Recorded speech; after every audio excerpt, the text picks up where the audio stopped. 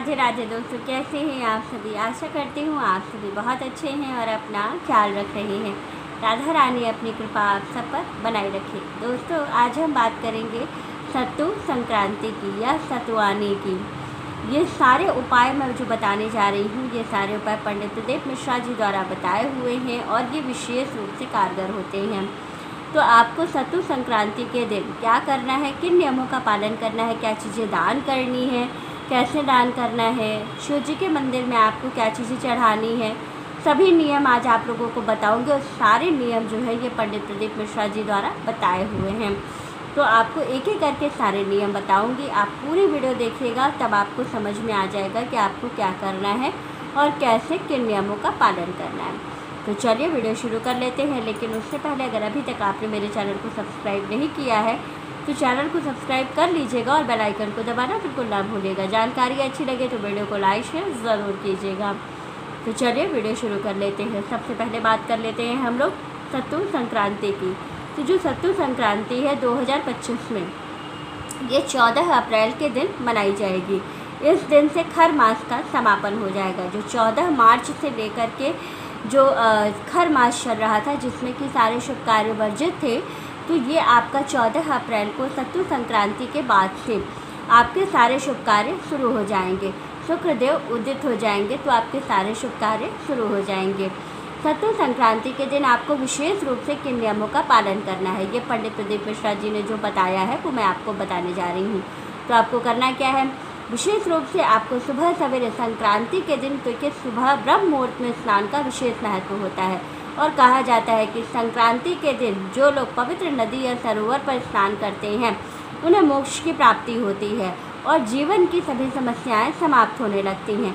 तो करना क्या है, अगर आप किसी पवित्र नदी या सरोवर पर जाकर स्नान कर सकते हैं तो ज़रूर जाएं। लेकिन अगर नहीं जा सकते हैं तो घर बैठे आप कैसे स्नान करें। तो आपको करना क्या है, संक्रांति के दिन आपको नहाने के पानी में सुबह ब्रह्म मुहूर्त में उठ जाइएगा। ब्रह्म मुहूर्त का समय इस दिन होगा 5:03 से 5:50 तक। इस बीच में आप उठ जाइएगा और स्नान करने के पानी में 5 बूंद गाय के कच्चे दूध को आप मिला लीजिएगा।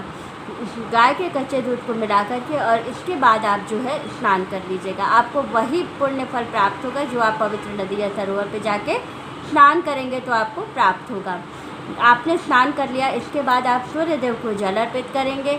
उगते हुए सूर्य को जल देना है। इस दिन सूर्योदय का समय क्या होगा, तो इस दिन सूर्योदय का समय होगा 6:03 पर।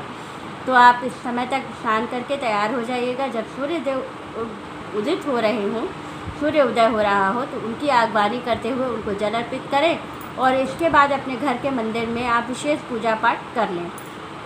इस दिन सत्तू संक्रांति के दिन दान का विशेष महत्व होता है। क्या चीज़ें दान करनी है, सत्तू। पहली चीज़ आपको दान करना है सत्तू। दूसरी चीज़ दान करनी है चीनी। तीसरी चीज़ दान करनी है बेल। चौथी चीज़ एक मटका जिसमें पानी भरकर आपको दान करना है। छठी चीज़ क्या है, तो वो है आपको एक पंखे का दान। बैसाख माह में पंखे का दान भी विशेष, जो बाँस का पंखा होता है उसका दान जरूर करें। इसके बाद दान करना है बेल। बेल बहुत ज़रूरी है, ज़रूर दान करिएगा। एक बेल दान करने पर आपको 1000 अश्वमेध यज्ञ का फल प्राप्त होता है। तो बिना अश्वमेध यज्ञ किए एक बेल दान करके अगर हमें फल प्राप्त हो रहा है तो ज़रूर करना चाहिए। इसके बाद 7वीं चीज़ जो है वो भी आपको ज़रूर दान करनी है। वो क्या है, कच्चे आम। इन 7 चीज़ों का दान आप ज़रूर करें। इन चीज़ों का दान करने के बाद अब आपको करना क्या है, शाम को प्रदोष काल में आपको जाना है शिव मंदिर में। शिव मंदिर में जाएंगे और एक बेल लेकर के जाएंगे। शिव जी को बेल अति प्रिय है।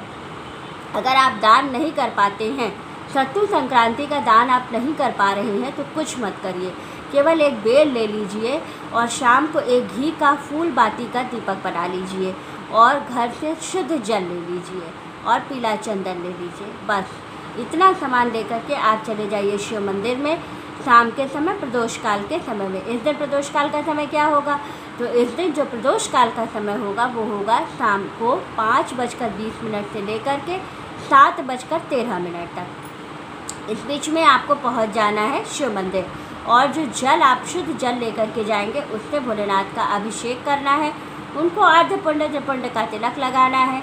बेल उनको समर्पित करना है और उनसे प्रार्थना करना है कि मैं बस यही कर सकता हूँ आपको, मैंने बेल समर्पित किया है और मेरे जीवन में जो भी समस्याएं हैं उसको आप हर लीजिए। बस इतना बोल करके उस बेल को वहाँ समर्पित कर देना है अर्घ्य के ऊपर, और जो फूल बाती का आप दीपक देशी घी का लेकर जाइएगा वो दीपक वहाँ प्रज्वलित कर दीजिएगा, और वहीं बैठ करके जो आपको प्रिय मंत्र हो शिव जी का, वहाँ बैठ करके शिव मंत्र का जप कीजिएगा और फिर वापस अपने घर आ जाइएगा। इतना करने मात्र से आपको 1000 अश्वमेघ यज्ञ के बराबर का फल प्राप्त होगा एक बेल चढ़ाने पर। तो ज़रूर एक बेल आप दान करें, एक बेल चढ़ाएं शंकर जी को। आपने शंकर जी को चढ़ाया तो वो फिर वहाँ से पंडित जी ले ही जाएंगे, तो वो दान हो गया आपका। तो बिल्कुल परेशान नहीं होना है कि मैं दान नहीं कर पाया तो मैं क्या करूँ, कुछ नहीं करना है। शिव मंदिर में जाके बेल रख करके और आपको चले आना है। तो इतना करने मात्र से आपको सतुआ संक्रांति का संपूर्ण फल प्राप्त हो जाएगा, क्योंकि सतु संक्रांति बैसाख माह में पड़ता है और बैसाख माह जो है ये गर्मी के आगमन का प्रतीक होता है। तो आपको ये चीज़ें ज़रूर करनी है। और वीडियो अच्छी लगे, जानकारी अच्छी लगे तो वीडियो को लाइक शेयर और सब्सक्राइब ज़रूर कीजिएगा। राधे राधे दोस्तों।